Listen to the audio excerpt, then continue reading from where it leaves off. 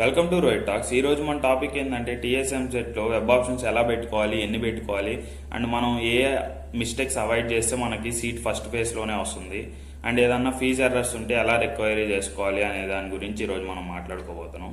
So video last వరకు చూడండి, మీకు ఫుల్ ఫ్లెడ్జెడ్గా అర్థమవుతుంది. వీడియో ఎక్కడ స్కిప్ చేయొద్దు. అండ్ చాలా రోజులు గ్యాప్ వచ్చింది, సో ఇంకా సిమ్ ఎగ్జామ్స్ ఉన్నాయి ఇప్పుడు దాకా. సో అందువల్ల ఫ్రీక్వెంట్గా వీడియో పెట్టలేకపోయాను. ఇంకా నుంచి ఫ్రీక్వెంట్గా మీకు వీడియో అందిస్తాను. సో మన ఛానల్ సబ్స్క్రైబ్ చేసుకోండి అండ్ ఇన్స్టాలో ఫాలో చేసుకోండి. సో ఇప్పుడు మనం వీడియోలోకి వెళ్తే ఫస్ట్ మనం మాట్లాడుకునేది వెబ్ ఆప్షన్స్ గురించి. సో వెబ్ ఆప్షన్స్ అనగానే చాలామందికి గుర్తొచ్చేది అంటే ఎంత లిమిట్ పెట్టాలి మనం వెబ్ ఆప్షన్స్లో, లిమిట్ ఏమన్నా ఉంటుందా అని చాలామందికి క్వశ్చన్ రైజ్ అవుతుంది. సో ఏ మాత్రం లిమిట్ ఉండదు, ఎన్ని ఆప్షన్స్ అయినా పెట్టుకోవచ్చు, అన్లిమిటెడ్ అనమాట. సో ఇప్పుడు ఎన్ని పెట్టాలి అంటే నేనేం చెప్తాను అంటే ఒక 1000 rank is equal to 20 web options అనుకోండి. ఇది నేను చెప్పేది. మినిమంలో మినిమం ఖచ్చితంగా 15 పెట్టాలి 1000 ర్యాంక్ అంటే. సో అలా 10,000 అనుకున్నప్పుడు మీరు 20 into 10 అప్పుడు 200 వెబ్ ఆప్షన్స్. ఒక 10,000 ర్యాంక్ వచ్చిన వ్యక్తి ఎన్ని పెట్టవచ్చు అంటే 200 వెబ్ ఆప్షన్స్ పెట్టాలి. సో ఇలా క్యాలిక్యులేట్ చేసుకోమని చెప్తాను. మీ ర్యాంక్ బట్టి ఇంటూ 20 వేసుకోండి. అవి మ్యాక్సిమం ఖచ్చితంగా పెట్టాలి. సో ఈ మాత్రం పెట్టుకుంటే ఖచ్చితంగా సీట్ వస్తుంది మీకు. సో మీరు వెబ్ ఆప్షన్స్ ఎన్ని ఎక్కువ పెడితే అంత మీకు మంచిది.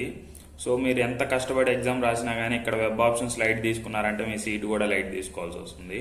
సో అది చాలా మేజర్ రోల్ చేస్తుంది వెబ్ ఆప్షన్స్ అనేది.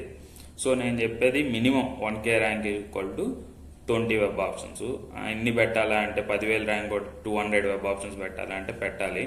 పెట్టినప్పుడే మీకు ఖచ్చితంగా సీట్ వస్తుంది అండ్ మీకు ఒక మంచి కాలేజీలో వెళ్ళే అవకాశాలు ఉంటాయి.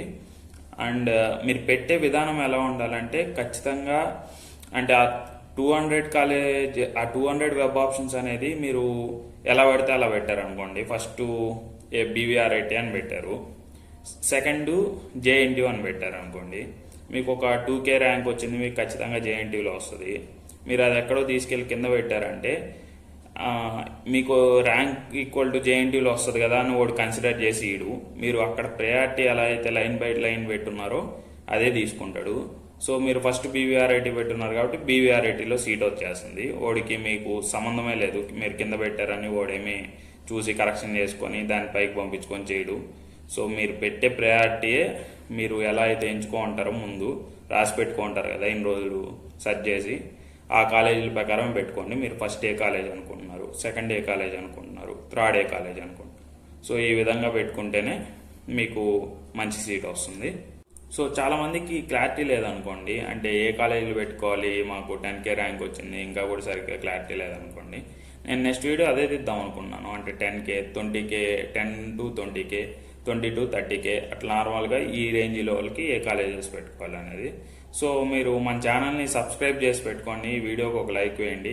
ఆ వీడియో కావాలి అనుకుంటే నెక్స్ట్ వీడియో అని కామెంట్ సెక్షన్లో మెన్షన్ చేయండి. సో ఎన్ని కామెంట్స్ వస్తే దాన్ని బట్టి నేను నెక్స్ట్ వీడియో తీసుకుంటాను. సో మనం ఫస్ట్ అయితే వెబ్ ఆప్షన్స్ మనకి నచ్చినట్టు ప్రయారిటీ ప్రకారం 1 by 1 పెట్టుకుంటూ వెళ్ళాలి. సో దాని తర్వాత మనకి రిజల్ట్ ఇస్తారు July 13th. సో ఆ డేట్న మీకు ఏ కాలేజ్ వస్తుందో మెసేజ్ వస్తుంది.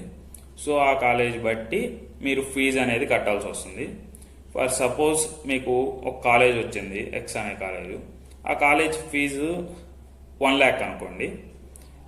1 lakh మీరు కట్టాల్సి వస్తుంది. స్కాలర్షిప్ ఎవరికైతే రాదో సో వాళ్ళ వరకు ఇప్పటి నుంచి అరేంజ్ చేసి పెట్టుకోండి. సో స్టూడెంట్స్ ఎవరైనా చూస్తుంటే పేరెంట్స్కి చెప్పండి ఇప్పటి నుంచి అరేంజ్ చేసుకోమని. అండ్ పేరెంట్స్ ఎవరైనా చూస్తుంటే జాగ్రత్త అరేంజ్ చేసి పెట్టుకోండి. సో ఆ 1 weekలోనే మీరు కట్టాల్సి వస్తుంది ఎంత ఉన్నా. సో ఆ అమౌంట్ బట్టి మీరు కట్టారనుకోండి. ఇప్పుడు సెకండ్ ఫేజ్ మళ్ళీ పెట్టుకోవచ్చా అంటే పెట్టుకోవచ్చు. ఆ కాలేజ్ ఫిక్స్ చేసుకొని అమౌంట్ అయితే కట్టేయాలి. అమౌంట్ కట్టకుండా నెక్స్ట్ ఫేజ్లోకి పోతే మాత్రం సీట్ అలాట్ అవ్వదు.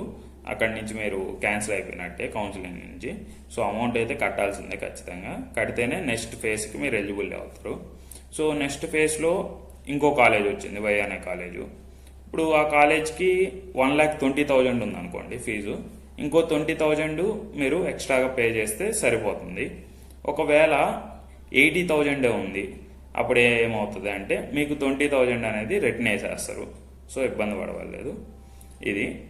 అండ్ ఎవరన్నా 2 టైమ్స్ కానీ పొరపాటున పేమెంట్ అయిపోయింది అనుకోండి, అంటే 1 lakh ఫస్ట్ ఫెయిల్డ్ అని చూపించి మళ్ళీ సక్సెస్ అయ్యి మీరు చూసుకోకుండా మళ్ళీ వేసేస్తున్నా కానీ అది మీకు రీఫండ్ చేస్తారు. కాకపోతే లేట్ అవుతుంది, ఒక 2 months అలా పడుతుంది అలా చేసినప్పుడు. సో కాకపోతే రీఫండ్ అయితే అవుతుంది మనీ, మీరు వరీ అవ్వలేదు.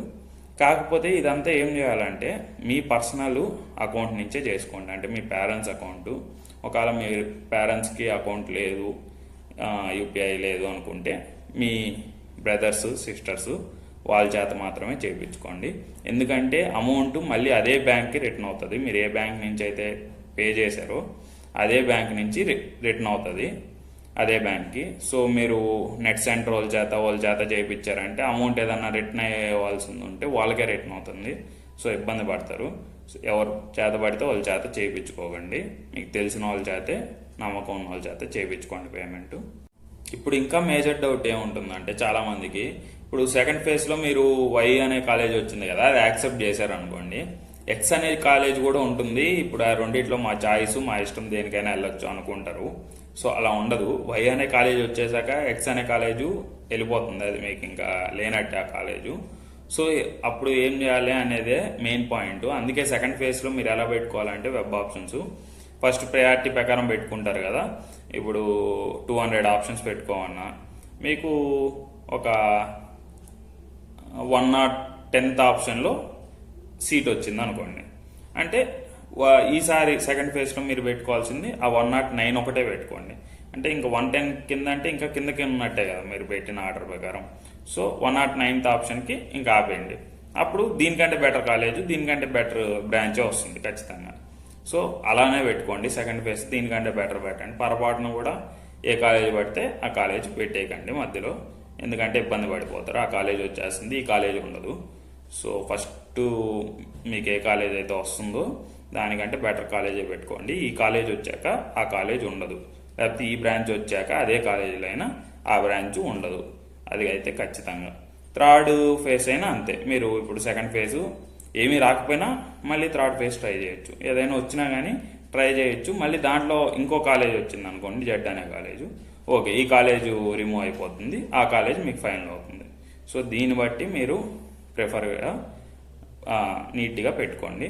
మళ్ళీ ఇబ్బంది పడతారు ఏ కాలేజ్ పడితే ఆ కాలేజ్ వస్తే. సో ఇంకా ఏదన్నా డౌట్స్ ఉన్నా కానీ నాకు కామెంట్ సెక్షన్లో మెన్షన్ చేయండి. అండ్ మన ఛానల్ని సబ్స్క్రైబ్ చేసుకోండి, లైక్ వేయండి, అండ్ ఇన్స్టాగ్రామ్లో ఫాలో చేసి పెట్టుకోండి. మీకు బీటెక్ కూడా అప్డేట్స్ చెప్తూ ఉంటాను. Thanks for watching. అండ్ ఇంకెవరికైనా ఈ వీడియో ఉపయోగపడుతుంది అంటే మీ ఫ్రెండ్స్కి కానీ రిలేటివ్స్కి కానీ షేర్ చేయండి. ఖచ్చితంగా వాళ్ళని కూడా చూడమనండి. అండ్ మన ఛానల్ని సబ్స్క్రైబ్ చేసుకోమనండి. అండ్ కామెంట్ చేయండి ఒకవేళ నెక్స్ట్ వీడియో కావాలనుకుంటే.